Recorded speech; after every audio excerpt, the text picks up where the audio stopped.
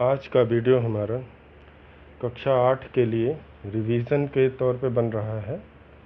तो हम लोग का रिवीज़न चल रहा है, तो रिवीज़न में आज हम आपको शब्द विचार के बारे में बताएंगे। शब्द विचार में हम ये देखेंगे कि शब्दों का क्या प्रकृति होती है।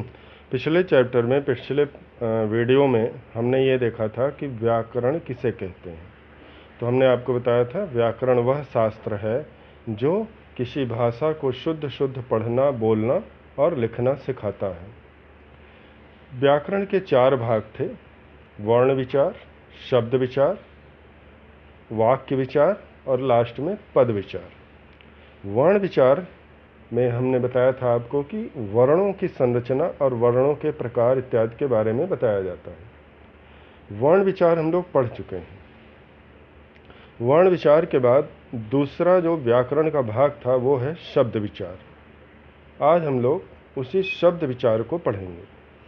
शब्द विचार में शब्दों की रचना कैसे हुई, शब्द कहाँ कहाँ से लिए गए हैं, हिंदी भाषा में शब्दों की क्या क्या महत्व है और किस किस रूप में प्रयोग किए जाते हैं, ये हम देखेंगे।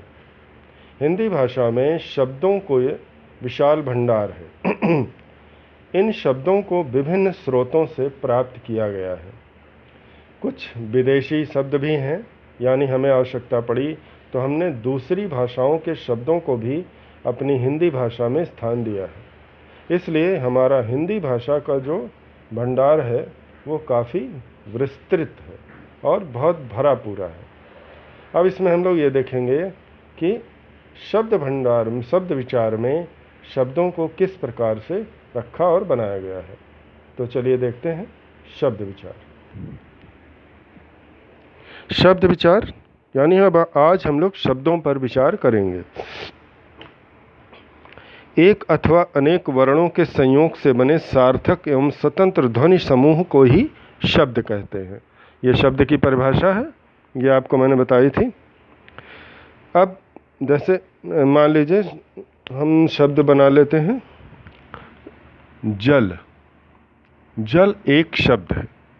जब इसका हम वर्ण विच्छेद करते हैं तो जा धन आ धन ला प्लस क्या हो जाएगा आ, ये वर्ण विच्छेद हो गया। अब ये जल शब्द एक क्या है परिभाषा, एक या एक से अधिक वर्णों के संयोग से बने सार्थक शब्द को ही क्या कहते हैं, शब्द कहते हैं। अब इसमें 1 2 3 4 जल शब्द में 4 वर्ण की को मिलाकर के जल शब्द बना है। अब आइए पद किसे कहते हैं, ये पिछली बार हम लोगों ने देखा था। शब्द शब्द ही रहता है और जब शब्द वाक्य में प्रयोग हो जाता है तब वो पद कहलाता है। क्यों? क्योंकि पद व्याकरण के नियमों से बंध जाता है। अब हम शब्दों का वर्गीकरण करेंगे। शब्दों का वर्गीकरण करेंगे तभी हम शब्द की उत्पत्ति और ये सब देख पाएंगे। शब्दों का जब वर्गीकरण करते हैं तो ये इसमें 4 प्रकार आते हैं, यानी भाषा के विभिन्न स्रोत अपना शब्द भंडार भरते हैं। इसे 4 प्रकार से देखते हैं, उत्पत्ति अथवा स्रोत के अनुसार। पहला जो हमारा होगा वो होगा उत्पत्ति या स्रोत के अनुसार।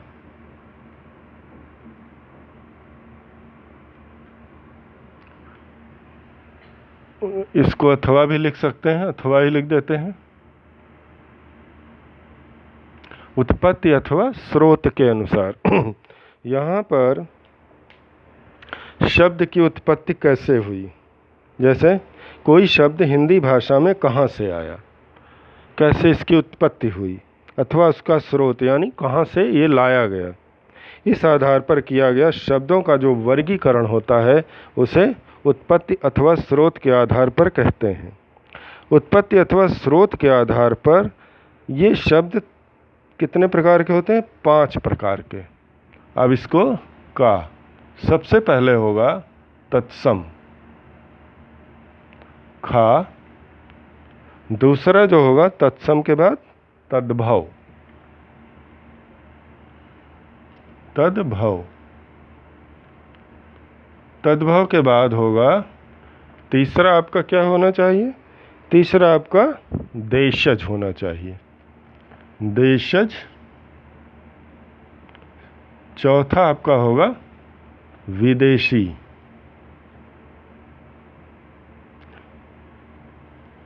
विदेशी शब्द। पांचवा आपका होगा संकर। उत्पत्ति अथवा स्रोत के अनुसार 5 प्रकार के शब्द आएंगे। पहला होगा आपका तत्सम। तो सबसे पहले हम लोग तत्सम ही देखेंगे। तत्सम, तत्सम शब्द का अर्थ होता है तत्सम शब्द देखिए, तत् और तत्। अब इनको मिला करके एक नए शब्द की रचना होती है। तत् अर्थात संस्कृत का सम अर्थात समान। इसको अलग कर देते हैं पूरा। तो आपने देख लिया। अब हम पहले तत्सम शब्द को ही पहले देखेंगे, उसके बाद दूसरा लिखेंगे, फिर उसके बाद देखेंगे। अब देखिए तत्सम शब्द की रचना कैसे हुई। तत् धन शम, यहाँ पर तत् धन शम। तत् शब्द का अर्थ होगा आपका यानी उसके समान, अर्थात सम मतलब समान। अर्थात संस्कृत के वे शब्द जो हिंदी भाषा में बिना किसी परिवर्तन के प्रयोग किए जाते हैं उन्हें तत्सम शब्द कहते हैं। जैसे मान लीजिए शब्द है प्रातः। प्रातः का अर्थ होगा सुबह या सवेरा, सुबह। प्रातः, अतः, रात्रि, ये सारे शब्द आपके तत्सम शब्द हैं। यानी ये संस्कृत भाषा से लिए गए हैं और तो ये संस्कृत भाषा से लिए गए शब्द हैं जो जैसे के तैसे, यानी इनमें बिना किसी परिवर्तन के इसको हम प्रयोग करते हैं, इसलिए ये तत्सम शब्द कहलाते हैं। तो तत्सम शब्द का अर्थ हुआ संस्कृत भाषा के वे शब्द जो बिना किसी परिवर्तन के हिंदी भाषा में प्रयोग किए जाते हैं। दूसरा आएगा आपका उत्पत्ति के आधार पर तद्भव। दूसरा खावला तद्भव। तद्भव शब्द, तद्भव शब्द क्या होता है? तद का अर्थ होता है उससे, यानी तद यानी उससे उत्पन्न। भव मतलब उत्पन्न होना, उससे उत्पन्न। अर्थात संस्कृत भाषा के वे शब्द जो थोड़ा परिवर्तन करके फिर से हिंदी भाषा में प्रयोग किए जाते हैं उन्हें तद्भव कहते हैं। मतलब ये हुआ कि संस्कृत भाषा के वे शब्द जो सामान्यतः बोली में या अपने प्रयोग की सुविधा के लिए उनमें थोड़ा परिवर्तन कर दिया जाता है और उनके स्वरूप में थोड़ा बदलाव कर दिया जाता है और वापस फिर वो हिंदी में प्रयोग किए जाते हैं, तो ऐसे शब्द क्या कहलाते हैं? तद्भव। जैसे मान लीजिए मैंने बताया आपको रात्रि। रात्रि क्या है? तत्सम। ये तत्सम शब्द है, इसका तद्भव क्या बनेगा? रात।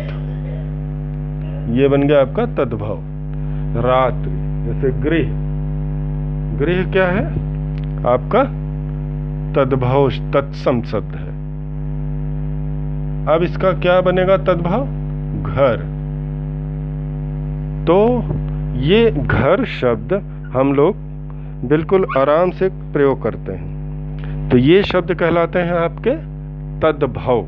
तद्भव यानी उससे उत्पन्न हुआ, अर्थात यानी तत्सम शब्दों से उत्पन्न हुए शब्द जो थोड़ा परिवर्तन के बाद हिंदी भाषा में प्रयोग किए जाते हैं उसे तद्भव कहते हैं। तीसरा यानी गा वाला हम लोग देखेंगे, ये है देशज। देशज, देशज का मतलब होता है देश धन जा। इससे मिलकर उत्पन्न हुआ। देश मतलब कंट्री, जा का मतलब होता है उत्पन्न होना, उत्पन्न यानी देश में उत्पन्न हुए शब्द।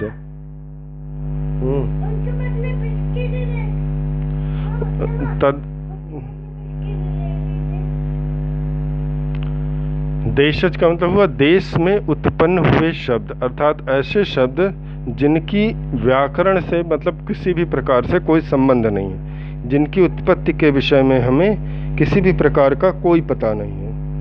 जो शब्द स्थान और परिस्थितियों के अनुसार देश में ही निर्मित हो जाते हैं उन्हें हम देशज शब्द कहते हैं। जैसे आटा, घोड़ा, पेड़, चूहा, झाड़ू, झोपड़ी, ये सारे शब्द देशज हैं। इसे हम अपने देश में ही प्रयोग करते हैं, कहीं विदेश में यानी बाहरी किसी जगहों पर इनका उपयोग और महत्व नहीं है, इसलिए इन्हें देशज शब्द कहलाते हैं। देशज शब्द के बाद चौथा आपका आएगा विदेशी। घा क्या होगा? विदेशी।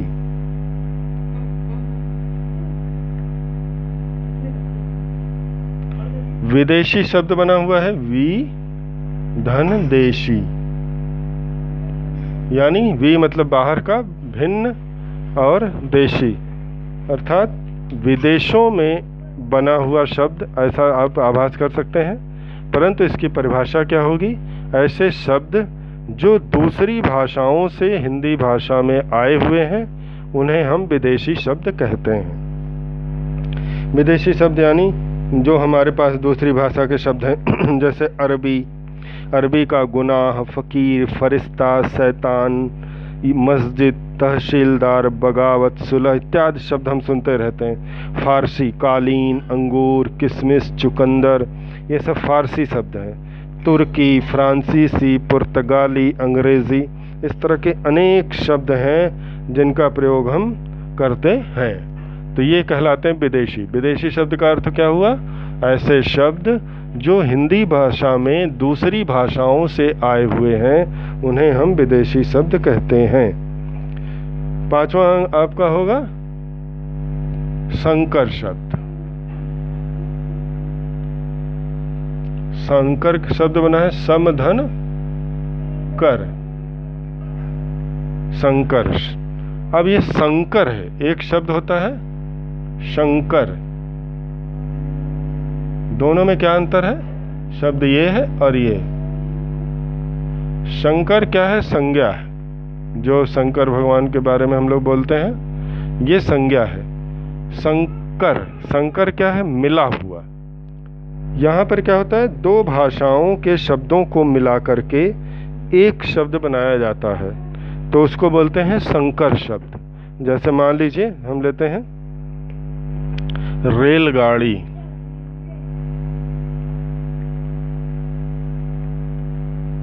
अब ये दो शब्दों से मिलकर बना है, पहला है रेल और दूसरा है आपका गाड़ी।